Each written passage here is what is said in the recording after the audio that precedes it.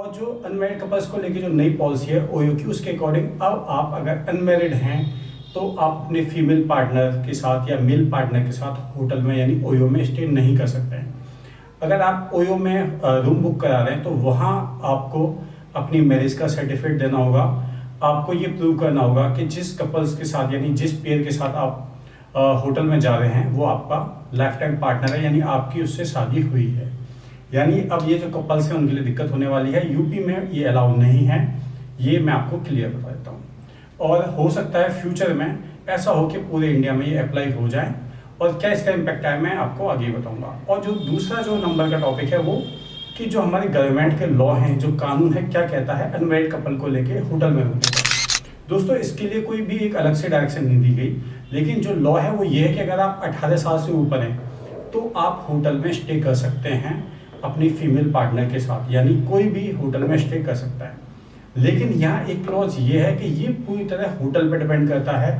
अगर होटल की privacy policy ऐसी है कि वो कपल्स को अलाउ नहीं करते तो वो इसके लिए मना कर सकते हैं। जैसे पास्ट में भी जैसे मैंने बताया ओयो में भी ये ऑप्शन थे कि होटल्स ओनर के पास ये पूरी पावर थी, वो चाहें तो अनमैरिड कपल्स को रूम दें या न दें। ये होटल्स की जो पॉलिसी है उसके ऊपर ही है। इसी पॉलिसी को मद्देनजर रखते हुए ओयो ने फिलहाल यूपी में रोक लगाई है। दोस्तों आपने देखा होगा कई बार होटल्स में पुलिस रेड करती है, जो कपल्स है उन्हें परेशान भी करती है, कई बार उन्हें थाने भी लेके जाती है। तो दोस्तों इसका लॉजिक ये होता है कि कोई भी होटल ऐसा है जिसकी इमेज काफ़ी ख़राब है और पुलिस के पास ऐसा कोई भी इनपुट है कि वहाँ पेड सर्विस दी जा रही है, गलत सर्विस दी जा रही हैं, तो वहाँ वो रेड कर सकती है। और हो सकता है वहाँ आप या कोई और भी उन चक्कर में फंस जाए। तो हमेशा जो आप होटल्स की चॉइस करें, होटल्स देखिए वो रेपुटेड होना चाहिए और उसकी इमेज अच्छी होनी चाहिए। इस टाइप के जो होटल्स हैं उनकी रेटिंग आपको गूगल पे भी पता लग सकती है। अब तीसरा जो पॉइंट है वो ये है कि अब आपको ओयो के साथ अपनी जो पार्टनरशिप है यानी अपने होटल को लगाना चाहिए या नहीं लगाना चाहिए। इस पॉलिसी के बाद आपको फ़ायदा होगा या नुकसान होगा। तो सबसे पहले मैं बता दूं, ये टोटली डिपेंड करता है उस होटल के जो ओनर है उसके ऊपर और लोकेशन के ऊपर।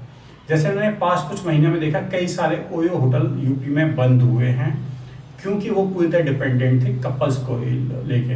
यानी वहाँ केवल जो अनमैरिड कपल थे वही आते थे। वहाँ उन्हें बेनिफिट ये था कि वो कुछ घंटे के लिए रूम लेते थे और एक रूम कई बार दिन में वो रेंट आउट कर देते थे। वहीं अब क्या हुआ है, यहाँ रोक लगने से उनका जो होटल का जो मॉडल है पूरा फ्लॉप हो गया है। तो ये टोटली डिपेंड करता है आपकी लोकेशन पे और आपके ओनर पे। और इसका दूसरा पहलू भी है, बहुत सारी जगह जो ओनर्स को लॉस भी हो रहा था, क्योंकि हो क्या रहा था, इस टाइप की जो ओयो के होटल है उनकी इमेज की वजह से फैमिली आके नहीं रुक रही थी। उसमें जो कॉर्पोरेट मीटिंग नहीं होती, कोई ऑफिस वाले नहीं रुक रहे थे, कोई बिजनेस ट्रिप के लिए नहीं जा रहे थे। होटल्स किसी धार्मिक जगह पे हैं तो वहाँ भी ओयो में लोग जाने से बच रहे थे। इन सब को ध्यान में रखते हुए ही ये पॉलिसी लेके आई गई है कि ओयो को जो लॉस हो रहा था वो कम से कम हो। तो ये टोटली डिपेंड करता है ओनर पे और लोकेशन पे। अगर जो ओनर है वो ये सोचते हैं कि टोटली वो कपल्स पर डिपेंड रह के बिजनेस करना चाहते हैं तो वहाँ सीधी सी बात है, अब आपको ओयो के साथ अपने होटल्स को नहीं जोड़ना चाहिए, आपको कहीं और फोकस करना चाहिए। और जो लोग लगता है कि उनकी जो जगह है, उनका जो होटल है ऐसी जगह है जो धार्मिक जगह है, जहाँ टूरिस्ट आके रुकते हैं, जहाँ बिजनेस मीटिंग हो सकती हैं, बिजनेस पर्सन आके रुक सकते हैं, ठीक है, या अच्छी डेस्टिनेशन पे है, तो इस पॉलिसी से आपको फ़ायदा होने वाला है। तो सिक्के के दोनों पहलू हैं।